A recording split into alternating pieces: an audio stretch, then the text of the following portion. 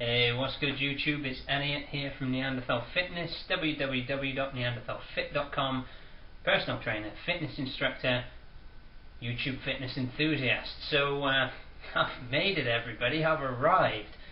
Any of you guys who follow or subscribe to me may have seen a comment placed on one of my videos yesterday, I believe, and you know, as much as it's a marginally negative comment, it really is, it makes me happy in my soul, because I truly believe that no fitness channel has begun to make its mark,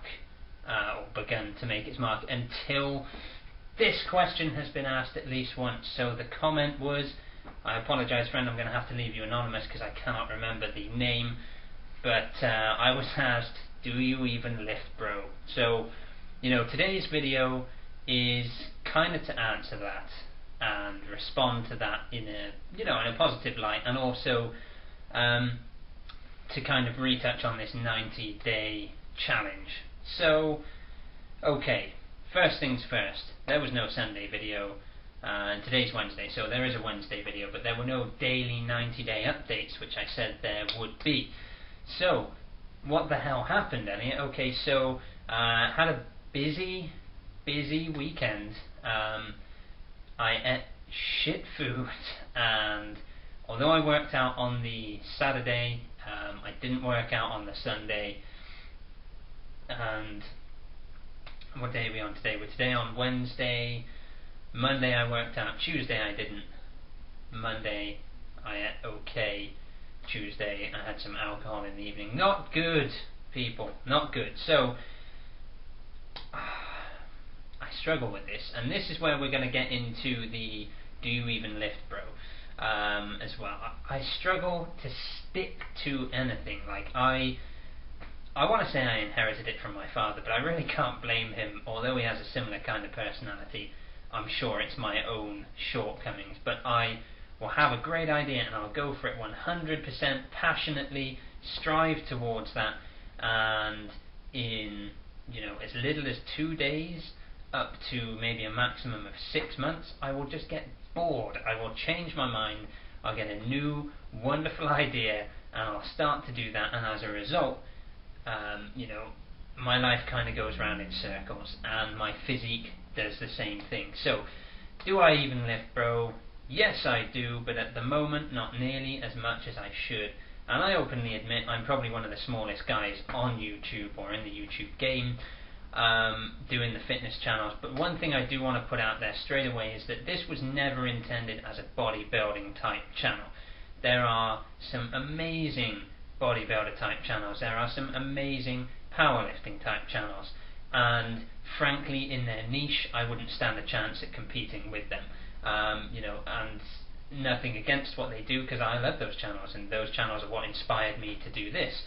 So names like Elliot Hulse, Omari Suf, you know, Johnny Candito, all of those guys, even Scooby for, you know, way back, made great content that made me interested in delivering this channel. But my beliefs in health and fitness are not perhaps that you should just go and do bicep curls until you're, you know, 220 pounds rock solid muscle.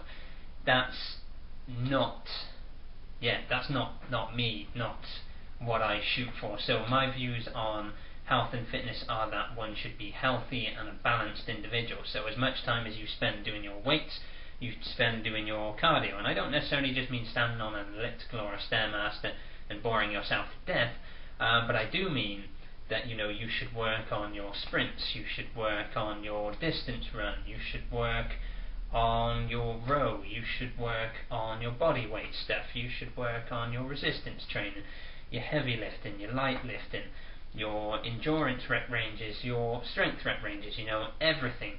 I think that becoming too much of a specialist can hamper you, and for my role as a personal trainer, yes, I do help some people who want to build an inordinate amount of muscle, and yes, I also help people who want to run a marathon. And what does that demand from me? It demands that I know a lot about both.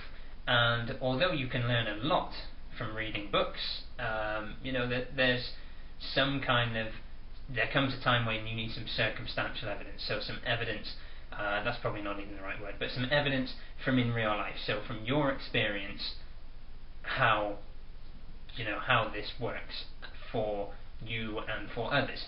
So I don't just lift weights, I also do a lot of cardio, and I have tried to bulk in the past, and with varying levels of success, but it's not something that I've done recently or will probably look to do in the near future. So the one thing that I would say to anyone, and anyone who looks at my videos and says, well, he doesn't know what he's talking about because he's only $120, $130, and clearly he doesn't know what he's talking about. Well, that's simply not the case, and I'd like to put to you an analogy of, is Tiger Woods, is that his name? Golfer? Yeah, Tiger Woods. Is Tiger Woods' golf coach as good a golfer as him? No, he's not. If he was, he would be playing golf instead. But he knows what he needs to do to produce a world-class athlete. Are the coaches from football teams as good as the football players? No. Are the Russian Olympic weightlifting team's coaches shredded, ripped, and able to, clean and jerk like 300 kilos? No, but they know how to produce those athletes. So having the knowledge to help you to achieve becoming the best you that you can be doesn't necessarily mean that I have the genetic potential to be a great bodybuilder, doesn't necessarily mean that I am prepared to do as much to reach that goal as you. I can tell you exactly what you need to do to pack on muscle. I can tell you exactly what you need to do to shred off fat, but I don't always have the mental strength to follow those things through. As much as I'd like to be massive, as much as I'd like to be shredded, I can't necessarily always stick to my own advice. And my physique shows that. It's severely lacking, which I do intend to address, which I'll get to towards the end of the video in a couple of moments' time. But please do not judge me by my own physique 100% and assume that I can't give you any useful advice, because I am a personal trainer. I do help people achieve their goals in the gym, and I work with all kinds of varying people, and I can achieve results for those people who want to lose fat, those people who want to build muscle, those people who want to become more athletic, because I have that knowledge base. I just don't always apply it to my own training. So that's kind of my answer to that. And also, this is what I was going to say about the 90-day challenge and about the fact that my physique is lacking. I understand that in the YouTube game it is a requirement, more so than in my day job as a PT, that my body needs to reflect what I preach. So I did say I was going to start a 90-day challenge. I did a good first day with a couple of workouts and some good solid eating, but then I fucked up over the weekend, and so I just think it's a better idea to just start fresh. So as of today, I did a cheeky little workout this morning after my first client and before the rest of the day kicked in, and I've eaten good. So I had a bowl of porridge made with just whole milk and porridge oats this morning, no toppings, and then I had a post-workout snack of a couple of tomatoes and some smoked sausage. Smoked sausage is not the healthiest meat. It's not like chicken breast, but it's 92% pork, very low in carbs, no sugar. It tastes amazing, and it's ready cooked and easy to have with some veggies. So pretty soon I'm going to have some lunch of some salad and some fish, and tonight I'll have whatever I have tonight. So I'm restarting the 90-day challenge. Alright, so pre-90-day challenge, the results as of this morning, weighed in at 60.2 kilograms, body fat of 16.2%.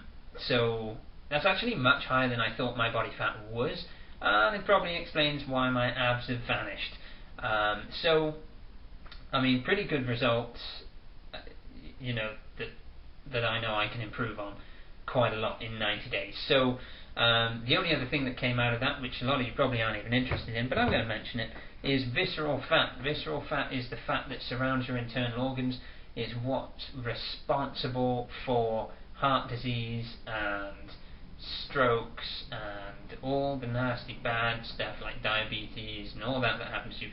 Yes, it's not the only deciding factor, but visceral fat is a big indicator that those negative health implications are on their way.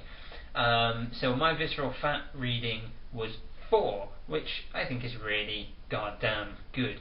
The rating runs from 1 to 20.